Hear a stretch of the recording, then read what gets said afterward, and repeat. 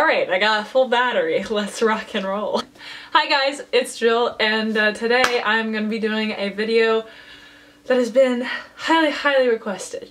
It is a video detailing Zoe, why I bought Zoe, and all of the things. At the end, I will answer a bunch of commonly asked questions that I get asked questions. I met Zoe in October of 2014, and she was 3 at the time. Bo had like an abscess or white line or something at the time. It was just some minor hoof issue that I couldn't show him, and my trainer's client named Sunny came to her and was like, hey, if Jill wants a horse to ride, then I've got this 3-year-old mare straight off the track that needs to go to her first hunter jumper show and then event. And I was like, done deal. Obviously, I would love to do that. So the first time I rode her was actually at a local hunter jumper show, and we did all right. I don't really remember the exact results. And there are a lot of noises coming. Am I gonna die? Am I in focus? That's my cat. That's Bottles. I met her at this hunter jumper show, and at the show she actually had an abscess, but it was like teeny tiny and she was barely off, and she just kept jumping. Since she was still off, I didn't ride her until the show, and then the trailer ride, the vibrations kind of low quality TheraPlate, if you will, blew her abscess, so she was fine for the show. And he just opened that door. And then the farrier there got her feet all sorted because he's incredible. We competed at starter level and we finished 6th. She was phenomenal, jumped everything. The dressage test went great and it was just a blast. My friend Lori, who is an adult anesthesiologist, all the sorts of things, she loved Zoe and she bought her. And then I rode Zoe like sporadically throughout the next year of time.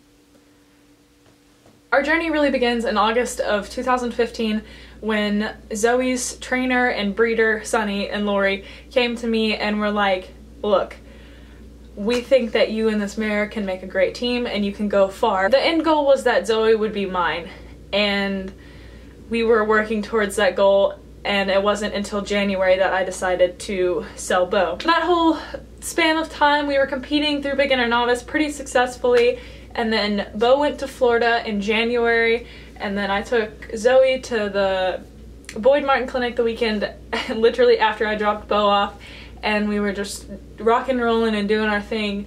And then Lori's owner, I mean, she had to make a decision. She was like, listen, you either buy Zoe or I gotta look for another home, or I gotta do something. She was just kind of getting a little antsy, rightfully so. And I was like, well, I mean, I still have Bo and we can't afford 2 horses, so bye Zoe. So a lot of you saw a post that I made explaining why I was not going to keep riding Zoe, and essentially my family just couldn't afford her. I posted that about it being my decision, that we didn't click personality wise, and that's so rude. Essentially just dancing around the idea that I couldn't afford her, and it was how I was coping with not being able to ride this horse that I'd fallen in love with, if that makes sense. I really wanted to have some control and felt like I had a say in the matter, not just that life was not going how I needed it to at the time. Just disregard that post. I love Zoe, and regardless of if we click as well as me and Bo did, we have plenty of time to figure out how our clicker works. Then all of a sudden Lori contacted me and she was like, I have always wanted you to have this mare, so I'm going to offer her to you at a new price, and you have until this long to get Bo sold and take Zoe. And I was like, oh my god, well how am I gonna sell him? I've been trying to sell him this whole time and the right person has just not come along. And then literally like the next few days, a friend that owns a farm like a few hours away from me contacted me and was like, I need a fox hunter, can I come see him? And then I rode him, she didn't even hop on him, and she was like, he looks great, I'll take him. And I was like, what? And then we paid for Zoe and we bought her, and now she's Jillian's, and it's pretty great.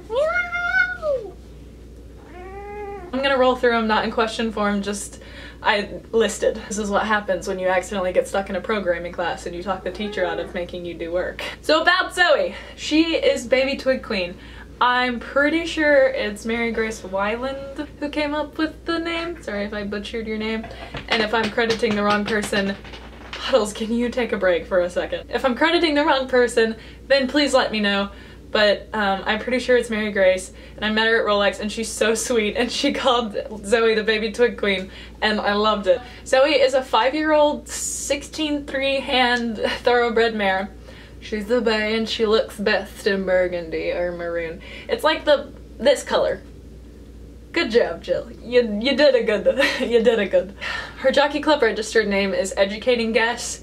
And I love Sunny to death, but that just does not resonate with me well. And her barn name used to be Edie, and I was like, she's too pretty for that. So after a few weeks, we all came up with Zoe, and it fits her. She goes by Zozo, Zazu, Zo most of the time, just because I'm too lazy to put the E with the 2 dots. She's super picky about treats. She only eats carrots and Knickermakers.